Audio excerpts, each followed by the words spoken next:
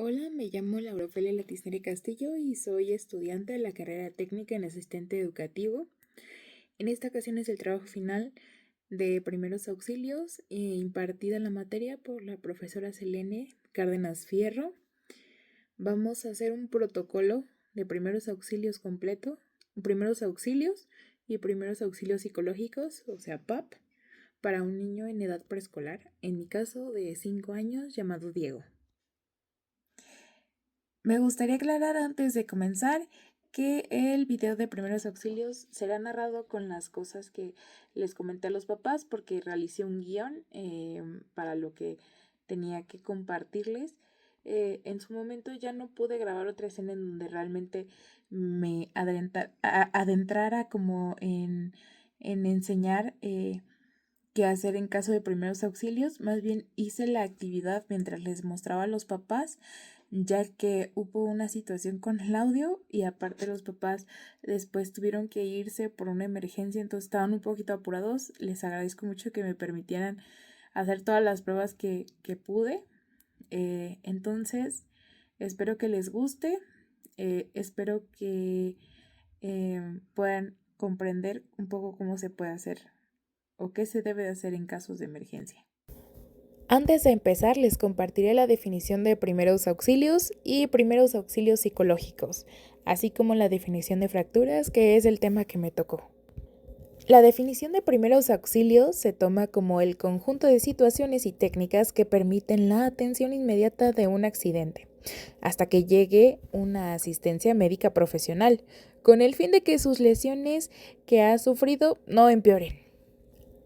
Los primeros auxilios psicológicos se definirían como las técnicas para reducir a corto y a largo plazo la angustia inicial producida por eventos traumáticos, con la finalidad de promover el funcionamiento adaptativo y las habilidades de afrontamiento. Para el concepto de fracturas es la pérdida de la solución de la continuidad de una superficie ósea, es decir, la rotura de un hueso. Y puede ser total o parcial, con 2 o más fragmentos. Tenemos algunas variaciones que van desde la fisura, que es un poco más leve, fracturas simples y fracturas expuestas, que es cuando se rompe la piel, así como también el músculo, desgarrándolo con todo y venas.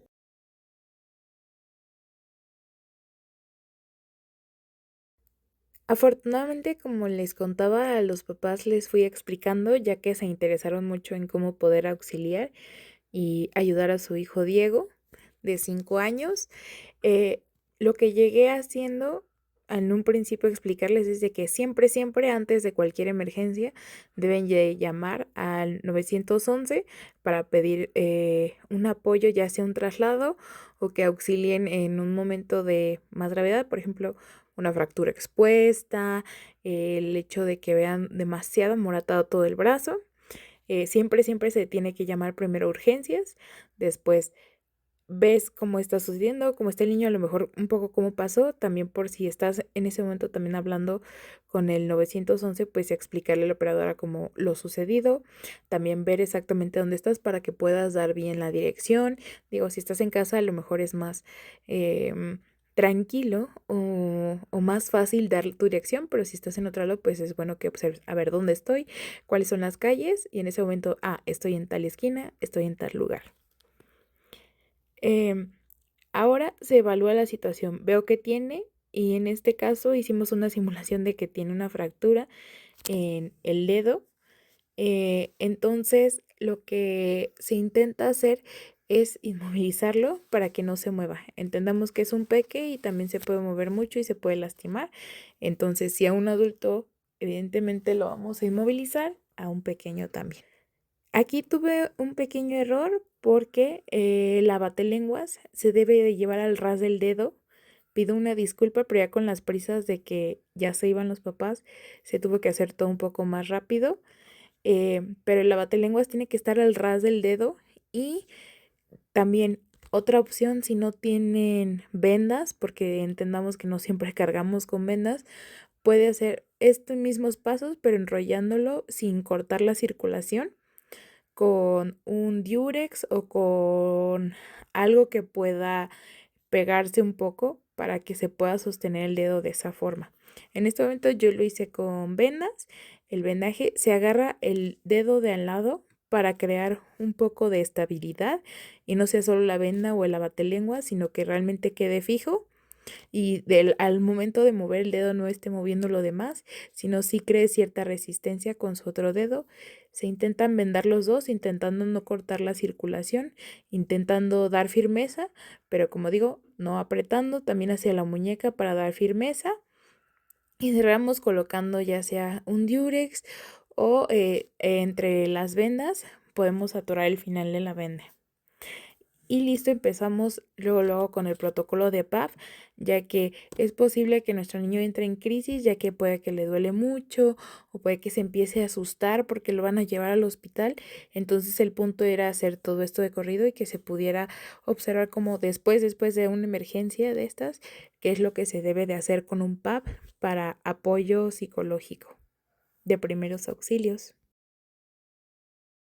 Es decirle, oye, ¿cómo te sientes? ¿Me quieres contar qué sucedió? ¿Cómo te sentiste? Y ya el niño va a decir, no, pues es que me dio miedo, es que sentí feo.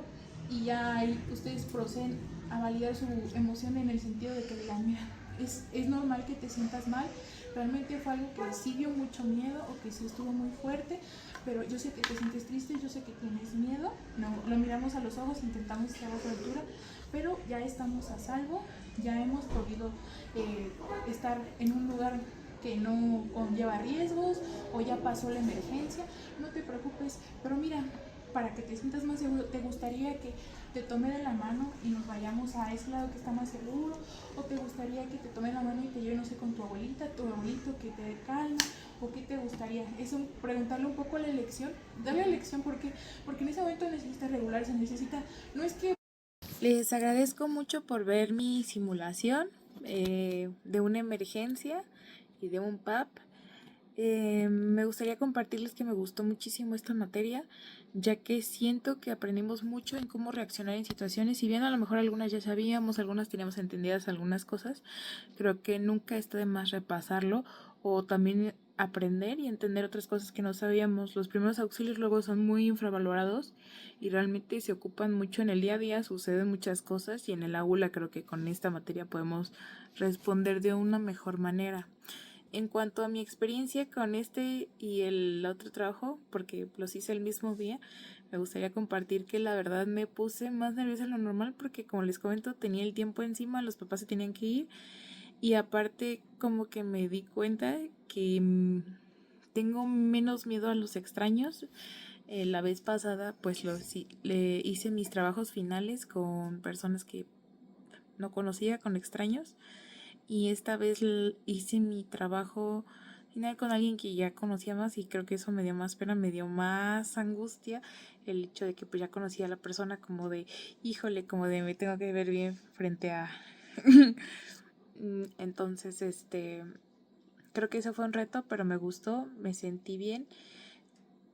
También me sentí un tanto presionada, sentí que se me fueron varias cosas o más bien como que no supe darme cuenta de que estaban pasando cosas, no sé si por el nerviosismo o por el apuro de ya de que debía tardarme lo menos posible, pero creo que es un aspecto que puedo mejorar y que puedo enmendar en futuros proyectos.